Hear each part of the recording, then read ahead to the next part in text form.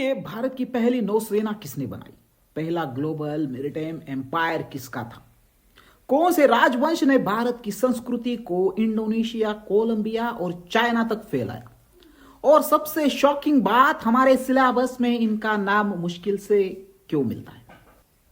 आज हम hidden stories of India पर अनकवर करेंगे South Indian empires, the missing chapter of India की।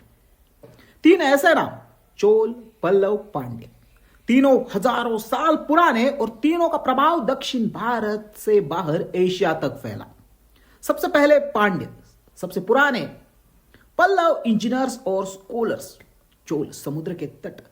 लेकिन ब्रिटिश और बाद में इंडियन सिलेबस ने तीनों को रीजनल पावर कहकर छोटा कर दिया। यह शुरुआत उस मिस्ट्री की जो बताती है कि भारत का आधा इतिहास हमसे छुपा दिया गया। संगम लिटरेचर 300 बीसीई और 300 सी में पांड्य डेंसिटी का विस्तार दिखाते हैं। उनके शासकों के नाम, युद्ध, विवाह, यहां तक कि राजधानी मदुराई तक डॉक्यूमेंटेड है। मौर्य एम्पायर की टाइमलाइन से भी पहले इतना पुराना इतिहास यूजुअली किसी राजा को लेजेंड बना देता है, लेकिन यहां किताबों में एक पैराग्राफ भी नहीं है। यह पहला साइन है कि नैरेटिव में कुछ मिस हो रहा है। तमिलनाडु में मदुराई और करूर के पास एक्सहिबिशन में हजारों रोमन गोल्ड कॉइन्स और एम्फोरा जार्स मिले। इनसे साबित होता है कि पांड्य रोमन ट्रेड डायरेक्ट था, इजिप्ट, ग्रीस, इटली तक। आर्कोलॉजिस्ट इसे इंडियन ओशन सिल्क रूट कहते हैं, लेकिन टेक्स्ट बुक्स में लिखा है रोमन ट्रेडेड विथ इंडिया। पर पांड्य का नाम बिल्कुल यहां से गायब है। 7th सेंचुरी में पल्लव ने महाबलीपुरम में मोनोलिथिक टेम्पल्स, बास रिलीफ्स, पैनल्स और रॉक कट केव्स बनाए। इनकी ज्योमेट्री इतनी प्रिसाइज है कि लेजर मैपिंग में भी सिमेट्रिकल एक्यूरेसी इंटैक्ट मिलती है। ये टेम्पल्स एक सिंगल रॉक से भी निकल गए, मॉडर्न डायमंड टूल से भी मुश्किल। पल्लव आर्किशियंस ने ये कैसे किया, ये आज तक आर्कोलॉजिस्ट भी अनसॉल्व मिस्ट्रीज में से एक है। एसआई की एक्सहिबिशन में ग्रेनाइट कटिंग टूल्स मिले हैं। ग्रेनाइट दुनिया का सबसे हार्ड स्टोन है। मॉडर्नेस 6 to 7 आज भी इसे कट करने के लिए डायमंड ट्रिप द ड्रिल चाहिए, जो 7th सेंचुरी में किसने और कैसे इसे प्रिसाइज मूवमेंट बनाए। इस पर दो थेरीज है, या तो टूल्स डिग्रेड हो गए या स्किल इतनी एडवांस थी कि डॉक्यूमेंटेशन भी उनका नहीं मिला।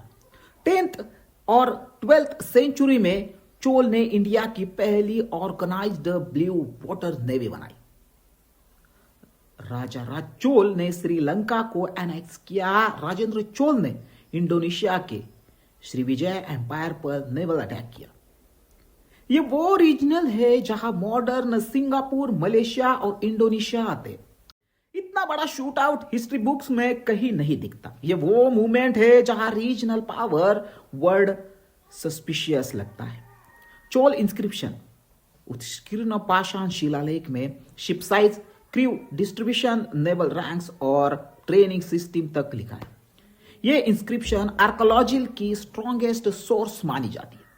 तमिल कॉपर प्लेट्स में फ्लीट के नाम पर ऑफिसर्स के रैंक्स और लॉजिस्टिक दर्ज है। इतना detailed record world's earliest naval documents में आता है, पर एनसीईआरटी सिर्फ 2 लाइन में मेंशन करके आगे बढ़ जाती है। एनसीईआरटी कहती है India lacked strong naval tradition, लेकिन Chola inscription, Chinese chronicles, even Arab traders writings कहते हैं Cholas controlled the sea lanes of the Indian Ocean. इतिहास और सिलेबस में इतना बड़ा कंट्रडिक्शन कैसे सरवाइव करता है, इसका जवाब ब्रिटिश ईरा हिस्टोग्राफी में छुपा है।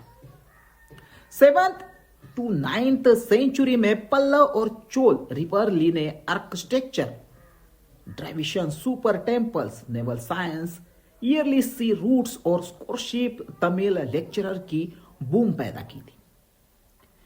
कंपटीशन शायद हिस्ट्री का सबसे अंडररेटेड ग्रोथ इंजन था, लेकिन नॉर्थ इंडिया फोकस्ड सिलेबस में इतनी रिपरली को रीजनल कॉन्फ्लिक्ट्स लिखकर डाउन प्ले किया गया। पांडे का सबसे बड़ा हथियार था pearls monopoly. Gulf of Mannar में न्यूट्रल पियर्स में दुनिया सबसे हाई क्वालिटी के अरब, ग्रीक, चाइनीज ट्रेडर्स के रिकॉर्ड्स में मदुराई को pearls capital of the world कहा गया है। इतना इकोनॉमिक्स डिमोनेंस किसी भी एम्पायर को सुपर पावर बना देता है, फिर भी यह कहानी आम जनता तक क्यों नहीं पहुंची। चोस ने 1,00,000+ वाटर टैंक्स बनाए। नासा सैटेलाइट्स इमेजरी में आज भी कुछ टैंक्स क्लियरली दिखाई देते हैं, परफेक्ट ज्योमेट्रिक अलाइनमेंट के साथ। इनका ड्रेनेज, फीडर चैनल्स और एम्बैंकमेंट 1000 साल बाद भी काम कर रहे हैं। इतना scientific water management medial India में एक्सपेक्टेड भी नहीं था। किताबों में इसे टैंक इरिगेशन कहकर छोटा कर दिया गया। चोल ने लैंड सर्वे और थीम टैक्स लैब्स, विलेज सपास और रिकॉर्ड्स कीपिंग बनाया। इंस्क्रिप्शन में साफ डिस्क्रिप्शन मिलता है, जमीन का माप, उपज की क्षमता और टैक्स रेट सब डॉक्यूमेंटेड।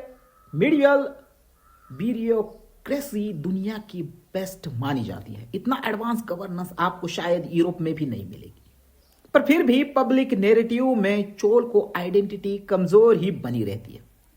कांचीपुरम को ग्रीस ऑफ द ईस्ट कहा जाता है।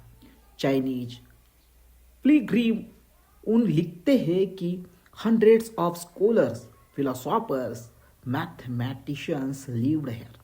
तो सवाल उठता है, इतना विशाल इंटेलेक्चुअल कैपिटल अचानक कैसे गायब हो गया? धर्म परिवर्तन, युद्ध, बाउंड्रिंग, हिस्टोरिकल रिकॉर्ड्स, इस पार्ट में सब कुछ।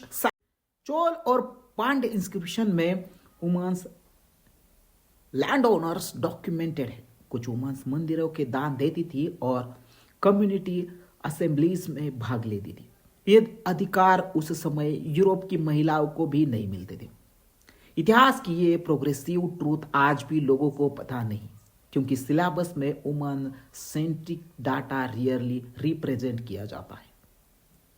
पांड्य पर लगातार चोल आक्रमण, चोल पर होयसल्स और पांड्यास की काउंटर अटैक, फिर दिल्ली सुल्तनत की एंट्री, इन सब ने साउथ इंडिया की पॉलिटिकल स्ट्रक्चर को धीरे धीरे वीकन कर दिया। Internal decentralization plus coastal pressure plus resource drain ने एक एंटायर सिविलाइजेशन को क्रम्बल कर दिया। लेकिन किताबों में इसे बस डिक्लाइन लिखकर खत्म कर दिया जाता है, क्योंकि उनका एडमिनिस्ट्रेटिव बेस दिल्ली और कलकत्ता था। तो नैरेटिव भी वही बना, North India is equal to Indian history. South को उन्होंने रीजनल किंगडम्स कैटेगराइज किया। यह क्लासिफिकेशन आज तक सिलेबस में कायम है और रिजल्ट एक पूरी मेरिटाइम एम्पायर बैकग्राउंड में चला गया। इंडोनेशिया के बाली जावा में टेम्पल्स में चोला स्टाइल स्कल्पचर्स मिलते हैं। कोलंबिया में एंगर वॉट में South Indian architectural influence documented है। थाईलैंड की Ramayana tradition Ramakien South Indian variations में प्रभावित है। यानी इंडिया की सबसे बड़ी कल्चरल एक्सपोर्ट साउथ इंडिया से हुई, लेकिन भारत के बच्चे जानते भी नहीं। एविडेंस क्लियरली कहता है साउथ इंडिया सिर्फ रीजनल नहीं ग्लोबल पावर थी, लेकिन सिलेबस इसे ब्रीफ नोट तक सीमित कर देता है। इतिहास में जो दिखता है वो साइंटिफिक रिकॉर्ड कहता है। उनके बीच ह्यूज कॉन्ट्रडिक्शंस है। ये वो पॉइंट है जहां कॉन्ट्रोवर्सी पैदा होती है। चोल, पल्लव, पांड्या ने भारत को नेवी दी, इंजीनियरिंग दी, लिटरेचर दिया और इंटरनेशनल ट्रेड दिया, ग्लोबल इन्फ्लुएंस दिया, और ये इतिहास आज भी कैप्ड, मिनिमाइज्ड और अनरिपोर्टेड है। अब आपकी बारी है डिसाइड करने की, क्या रीजनल स्टोरी है या भारत की सबसे बड़ा स्टोलन चैप्टर। शायद सच्चाई सुपरस्टिशन नहीं, इग्नोरेंस का नतीजा है। तो आपको इसके बारे में क्या लगता है, कमेंट करके जरूर बताएं।